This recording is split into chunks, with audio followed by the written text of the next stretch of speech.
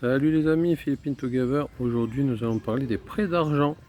Alors les prêts d'argent, comment ça se passe? Donc bon, il y a des banques hein, évidemment ici, il y a Gcash qui fait des prêts d'argent aussi, mais il y a également le système de pawn shop.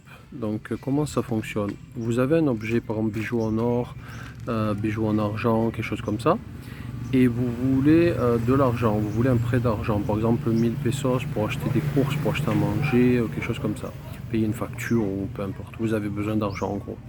Donc vous amenez votre objet, vous amenez votre objet au pawn shop, vous le donnez en gage, en gros c'est un prêteur sur gage tout simplement, et du coup il va vous donner une somme d'argent. Et si vous remboursez, il va prendre un intérêt, il va prendre un pourcentage évidemment, hein, s'ils font pas ça gratuitement. Donc ils prennent un pourcentage. Et si vous ne remboursez pas la somme en temps et en heure, ils gardent l'objet et ils vont le revendre. Et ils vont gagner de l'argent. Par exemple, si vous en prêtez 1000, l'objet vaut 2000, 3000 ou 10 000 ou peu importe. Il vaut plus, évidemment, l'objet vaut plus que la somme qu'ils vous prêtent. Sinon, il n'y aura aucun intérêt. Donc du coup, ils le revendent à prix réduit pour récupérer de l'argent et pour faire une marge. Donc il y a cette solution. Ensuite, vous avez le prêt entre particuliers. Donc c'est ce que beaucoup de Philippins font, c'est-à-dire qu'ils viennent, ils t'empruntent 1000 ou 2000 ou 3000, on parle en pesos, hein, pas en euros évidemment. Donc 1000 pesos, c'est un peu plus de 15 euros.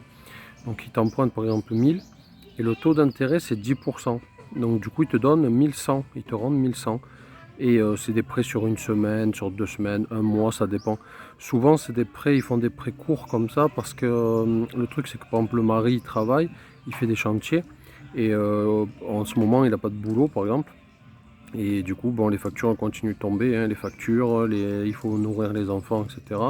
Il faut se nourrir soi-même hein, et tout. Donc il y a des frais. Et du coup ils empruntent de l'argent et après ils rendent voilà, 10% après. Donc ils vivent à crédit.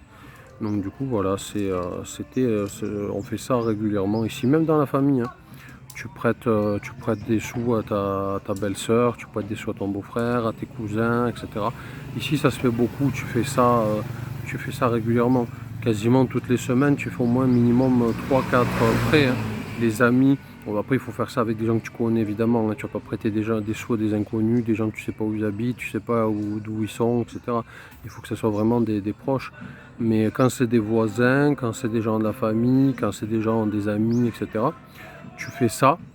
Et du coup, ça te permet, tout le monde est gagnant. Eux, ils ont leur argent directement, sans laisser des gages. Et parce que des fois, en plus, il y a des conditions. Donc du coup, eux, ils n'ont pas trop envie de s'embêter avec les conditions, remplir des papiers, etc. Il y en a, ils ne sont pas très papiers ici. Donc ils préfèrent venir t'emprunter 1000 et te rendre 1100. Pour eux, c'est plus simple que de passer par le système traditionnel bancaire. Il faut donner des garanties, pawn shop, il faut donner, voilà, apporter un objet. Et des gens, ils n'ont tout simplement pas d'objet. Hein. Il y a des gens, ils n'ont pas d'objet en or, etc. Ils n'ont pas d'objet de valeur. Donc du coup, ils vont pas le fabriquer. Donc du coup, ça se passe comme ça. Ils viennent, ils t'empruntent, voilà, par exemple 1000 pesos, 2000 pesos, des petites sommes, on va dire. Des fois c'est 500, des fois c'est des petites sommes, des fois. Et du coup, eux, ça leur permet de payer leurs factures ou de payer ce qu'ils doivent payer. Et puis voilà, ça leur donne un petit peu d'air, on va dire, jusqu'à la semaine prochaine. Parce que ici, tu es payé à la semaine.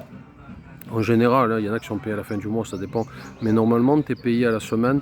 Donc, ils t'empruntent, par exemple, le lundi et ils te rendent le lundi d'après quand ils ont leur paye. Donc voilà, c'est le principe.